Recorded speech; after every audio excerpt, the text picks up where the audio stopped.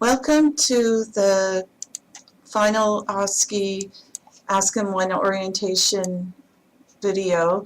My name is Jean Hudson and I am the course director for the ASCM 1 course.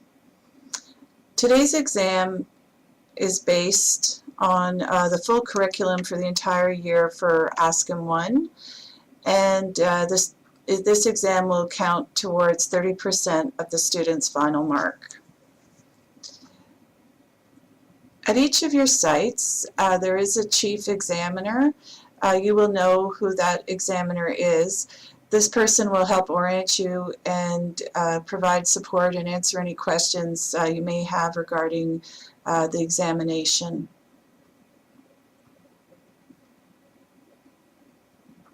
There are 5 10-minute stations, 2 history and 3 physical. Each physical station has 2 5-minute maneuvers. Within the history stations, the standardized patients have a scripted role, and embedded in those roles are verbal and nonverbal cues that the students have to pick up on. Some examples of a verbal cue might be, do I need an MRI? Should I get antibiotics? Do I have cancer? Should I be worried?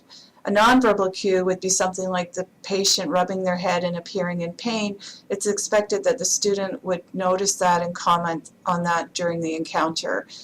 These ratings are in the communication ratings on the back of the history form, and if you look at the items on that, you will see that they're very well described behavioral anchors to help you make a decision as to where the ranking should be for the student. And these things could be such as management of the interview, tonal expression of the student, and nonverbal behavior on the part of the student.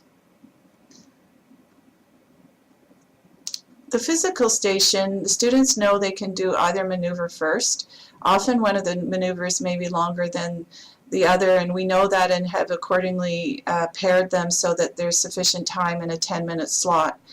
The students know as well that they can have some minimal interaction with the patients, but the patient is not scripted. So the SP has not been given any guidance on presenting positive physical findings or giving any historical information on any symptoms related to the station.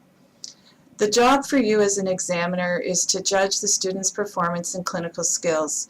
The other job is to provide written feedback for the student and to provide feedback for the course.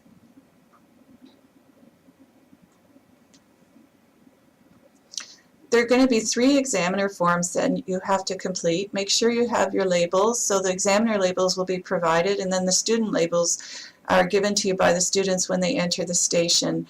You should use an HB pencil or a black pen and make certain to please properly bubble in all of the items and to fill in on both sides of the page. The 3 forms are the student checklist form, the student feedback on performance form, and the feedback to course evaluation form.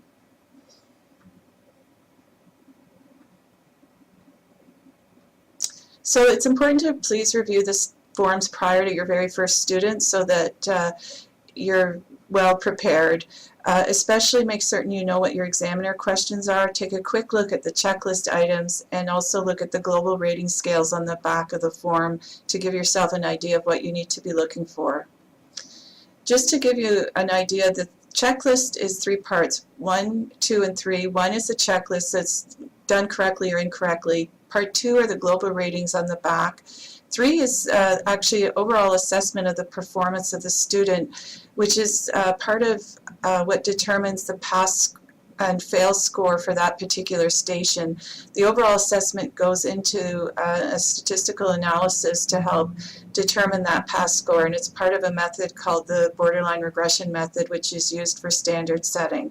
The actual student mark will be based on their individual performance on the checklist and global ratings in contrast to the pass score. So you have to use your best judgment. It isn't on the shoulders of yourself that you are having to worry about whether you failed or passed the student. It's going to end up that the student will pass based on cumulative performance across the OSCE exam. So it's not on whether they've passed an individual station or not. If you think the performance warrants it, make certain you put down borderline or unsatisfactory. Signals are important. The bells start and stop the stations, and there's a midway knock for the physical.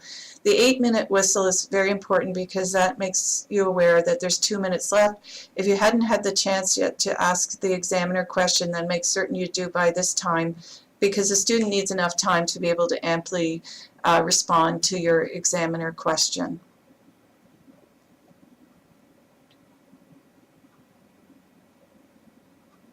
The second form is the examiner feedback form on student performance, which is a written one.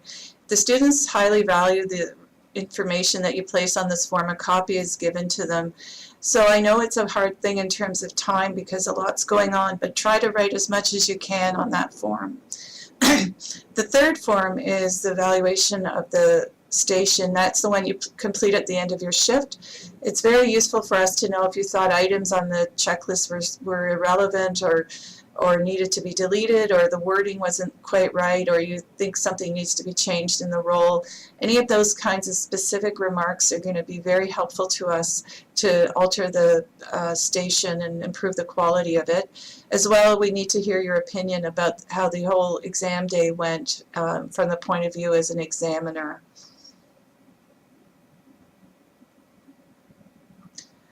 Some tips that you should know. We've been very careful to reiterate with the students they must use patient-centered language. We're not training them to use medical jargon or examiner-centered language.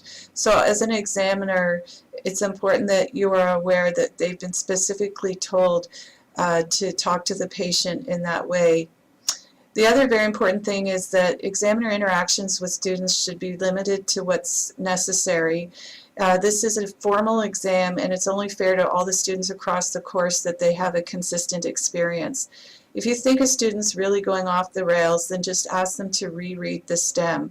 You do need to ask your examiner a question, but other than that, if time is left over and the student finishes early, do not engage in chatter with them. They may suddenly remember something they should have done and they will go back to it. So just in terms of running the whole exam for all the 258 students, we need to be really respectful of creating a very consistent atmosphere. I just wanted to thank you all very much for your assistance in participating in this final OSCE. This is an important assessment method and requires assessors such as yourselves, and I appreciate that you're taking the time to watch the video and learn how to be a good assessor for our OSCE. We have a link here because some people may want to know more about the borderline regression method, which we started using as a standard setting method since the mid-year exam, and now this is the first time for a final.